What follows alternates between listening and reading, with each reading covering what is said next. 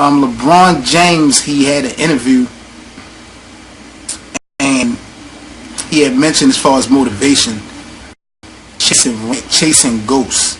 That ghost namely being in Chicago, or from Chicago, and the homie Michael Jordan. I'm feeling like the homie LeBron, depending on how the tables turn, depending on how the angle is, LeBron could be a ghostbuster. I mean, Michael undeniably 6 NBA final championships, 6 NBA final MVPs, never allowed the game 7 on his watch. I can't front on Michael greatness for what he did, but the first 3-peat to me was overhyped, and the margin of talent to me definitely wasn't the same as LeBron's going through in his last 6 to 7 seasons. I'm trying to tell you, Melendez, bro. Depending on how LeBron freak it, I think that his story can be great. Michael's. Look at the margin of talent that Michael had in that first 3-peat. You had a washed up Magic Johnson with the Lakers. You had an overrated Clyde Drexler in the second year. Barkley and Phoenix did push him to the limit. They played well, but he pretty much 3 rings right there with no bullseye on his back. Now the second 3-peat, you know, they ran into Orlando with Penny and Shaq. They went against Seattle, who had the best record ever in their franchise system with 63 wins, and then they beat Utah. So the talent was a little bit better with the second 3-peat for Michael, but the first 3-peat, the game was more physical back then, but the talent was nowhere near what LeBron is going through now. We got KD, Steph Curry, Dwayne Wade, Kobe Bryant, Paul George, Carmelo. I mean, I'm just naming a couple people as far as athletic. Blake Griffin, CP3, Chris Paul, Westbrook, Derrick Rose. I mean, the list goes on as far as talent, athleticism. Michael Jordan, they had that type of competition.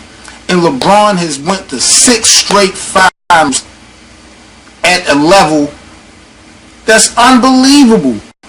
I mean, and he hasn't won all the championships, that's a given. But I just don't, I mean, if you're going to put it out there like that, you might as well just say no NBA player can ever be solidified as better than Jordan unless they win 7 championships, don't lose none, get 7 MVPs, and no game 7. Like, that's kind of hard to be and impossible. Now, I think that bar shouldn't be raised that high.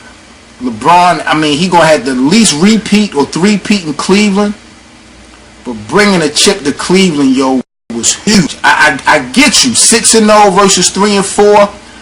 I get you, but yo, he brought a championship back to Cleveland. 50 years the cities went without a championship in any sport. The Cleveland Cavaliers, he brought a championship back to Cleveland. I mean, you gotta give him props. And then the other 2 championships with Miami, now people say, yeah, he got help with Dwayne and Bosh, but I don't even really look at it like that. I mean, look at Michael got help with Kukoc and Dennis Rodman and all that. It was a little bit different situation, but LeBron actually helped change the game. Well, Paul Pierce and Kevin Garnett, Ray Allen, they kind of started with the Big 3, but the whole Big 3 concept kind of changed the whole momentum of the league and took the league to another level. So that's all you're seeing is teams trying to be super teams. So even the 2 championships that he won with D Wade in them, I think they hold weight because of what's going on in the league. Michael was the man. 2 3-peats, undeniable. You know, he fought his way to get that first championship, fought through Detroit. Like I said, they was playing the Lakers when they was really damn near done. 4-1. Not a problem. Second season, they won the championship. Pulling Drexler overrated to me. Barkley, they just couldn't get it done. They pushed it to the limit.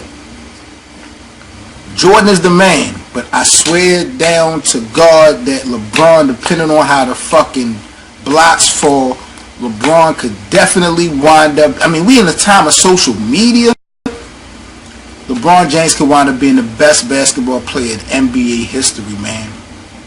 Book it. I'm out of here, man. About to take a quick time out, go get this dinner started. But we will be locked in with a podcast on this Friday, Best of 7 Sports Talk, 347-989-8102, 6 p.m. Eastern. We're going to be chopping it up. We're going to get a little bit more with the fellas detailed about this whole LeBron James chasing ghosts, because I think LeBron could be a fucking ghostbuster. So salute to the group, man. Y'all be safe, and I'll holler at y'all on Friday at 6.